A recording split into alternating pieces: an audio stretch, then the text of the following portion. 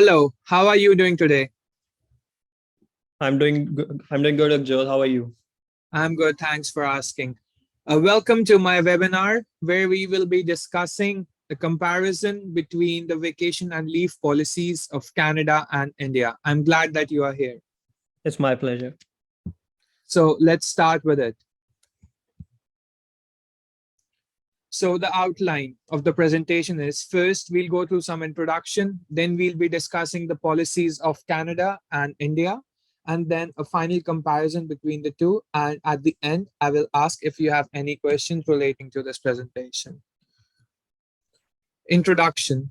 It's universally understood that giving employees time off lets them come back refreshed, engaged, and ready to contribute more than everything in a positive workplace environment. However, today's leave policies can take many forms, from vacation to sick days to volunteer leaves and so on. The list goes on and on. There's no end to it. Still, at the end of the day, every annual leave policy is focused on the same thing, giving employees time away from their work so that they do not become burned out and disenchanted with their work. Today, we'll discover more about the most popular HR leave policies and vacation policies between the two countries that we have mentioned, that is India and Canada, and some factors affecting them. Okay. To help you understand more, there are several things we need to consider. In addition to vacation, personal, and sick time, there is also a holiday time for each of the employees working in the corporate, and there is a wide array of leaves that organization offer their employees. While the holiday time is dictated by the national and the laws of the government, a majority of the companies have the rights to decide their own holidays other than the national holidays. Employers can give their employees off for like something, let's consider their marriage, um, care of family, death of an individual in their family, and many other things. First, in today's presentations, we will discuss about these three policies. The first is parental leaves, the second is statutory holidays, and the third and last is sick and other leaves that companies offer to their employees. Parental leave in Canada. In Canada, there are two types of parental leaves. The first is maternity leave and paternity leave, the second one. For maternity leave, corporations give maternity leave to those mothers who are expecting a baby or have adopted a baby in the recent past. There are two types of benefits that are offered to employees. The first is standard benefits, and the second is extended benefits. One very important thing to consider is these benefits can be split between the two parents in whichever way it's comfortable for them. In case of standard benefits, companies offer 15 weeks of paid maternity leave to mothers who are pregnant or have adopted a child, as I have mentioned, and they can take 40 additional weeks off that can be split between the husband and the wife, where no parent can take more than 35 weeks off. For the second case of extended benefits, mothers can take 15 weeks of maternity leaves. It's the same as standard benefits, but they can take additional 69 weeks off to take care of their children. In this case, also, it can be split between the parents, where no parent can take more than 61 weeks off out of these 69 weeks. In both of these cases, for the standard benefits, employees are offered up to 55% of their compensation. It's up to $638 a month. For the case of extended benefits, the first 15 weeks, the pay that employees receive, it's the same. But for the remaining 61 weeks, it's 335 something dollars that employees are reimbursed from their companies. Let's talk about statutory holidays in Canada. These are the holidays, basically national holidays, that companies offer their employees. There are 5 statutory holidays in Canada: New Year's, Christmas Day, Labor Day, Canada Day, and National Day of Truth and Reconciliation. A very important thing we discuss here is there are these five statutory holidays, but each province has the right to decide their own statutory holidays. Like the province of Quebec does not celebrate Good Friday, which all the other provinces have their stat holidays on. Good Friday is celebrated 2 days before the Easter Sunday. But in the province of Quebec, people have their start holiday for Easter Monday, which is the next day after Easter. Sick and other leaves that the companies offer to the employees in Canada. Employees are offered 2 weeks of paid leave. That means 10 working days are offered for paid leaves to all the employees who have worked more than an year for any company. And this period of 2 weeks is extended to 3 weeks once the employees have worked for 3 years in any company. The first is sick leave. Employees are offered 5 days of paid sick leave in any corporation, but the only condition is they need to have worked for more than 90 days in that organization. Bereavement is the leave that companies offer for the loss of a close one to any employee. Although companies offer bereavement leaves to employees, but in this case, it's not unpaid. Okay. Jury duty. Employees are also offered to take an unpaid day off from their work if they have to present themselves in a court as a witness or any other case, as it may be. Military leave. The government of Canada allows the employees to take up to 20 days off from their work, which is unpaid, to complete any military duty that they may have.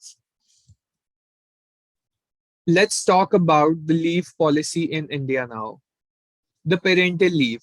A major difference that we highlight in this is in India, there is no paternity leave. So this means only the mother that's expecting a child or has adopted a child has the right to take the maternity benefits from the company she is working in. Any mother can take up to 26 weeks of paid maternity leaves, in which no more than 8 weeks should be preceding her expected date of delivery. All this data is according to the Maternity Benefit Act of 2017 of the Indian government. Statutory holidays in India. There are three national holidays in the country of India. Those are Republic Day, which is celebrated on 26th of January, Independence Day, which is celebrated on 15th of August, and Gandhi Jayanti, which is celebrated on 2nd of October each year. And there are 14 mandatory holidays. India, being a culturally diverse country, provides its employees a minimum of 14 mandatory holidays to all of its employees. These may include many festivals like Holi, Deepavali, Dussehra, and Eid ul-Fitr, and various other festivals. Some other kinds of leaves that employees are given in Indian corporates. As discussed, employees are also given sick leaves. Employees can take up to 12 days in a year, which is a paid leave that they get from their organization. That makes up to 1 day a month if we calculate the average of it. Out of this, employees, if they are taking more than 3 days off, they need to have a medical certificate from a certified doctor to prove their illness. Bereavement leaves. Companies offer bereavement leaves in India, but they are not paid. Jury duty.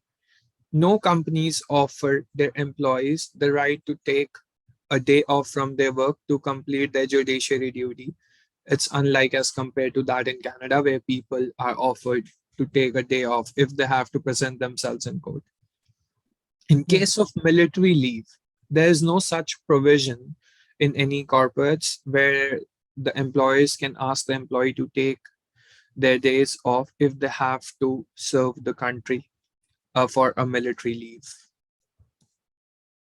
So the final comparison in this presentation, The major differences we highlight in our presentation were first were parental leaves are better in Canada. The reason is in India, only mothers are allowed to take weeks off from their work to take care of their child, and it's only 26 weeks together. Whereas in Canada, employees can take up to 69 weeks off plus the basic 15 weeks that every mother can take by the law. So that makes up to 84 weeks. That's almost three times the leaves that Canadian employees can take as compared to those in India. Another thing we should consider is the Canadian companies allow their male employees to be a part of this whole process, and they can take any time, like out of 69 they can take up to 61 weeks off in whichever way the parents feel comfortable with each other.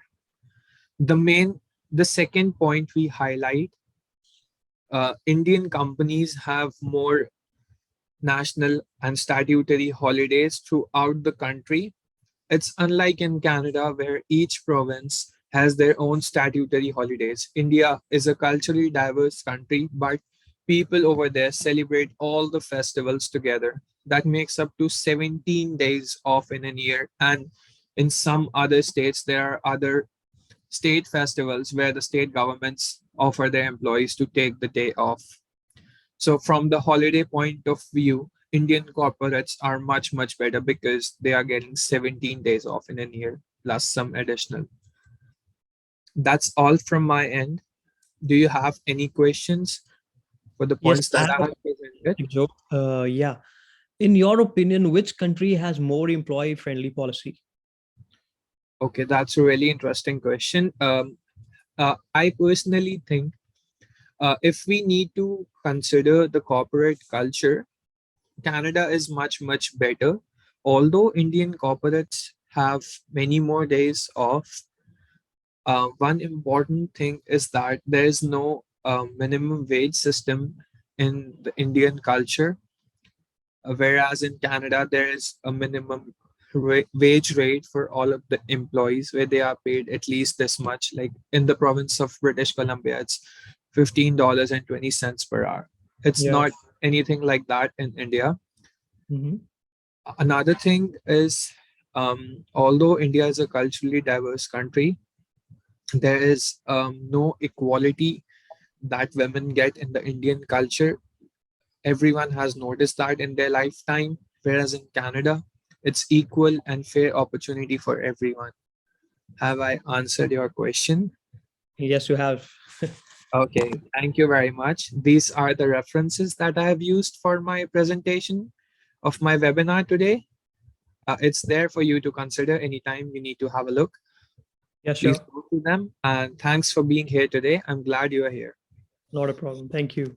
Have a great day, Hari. Thank you very much.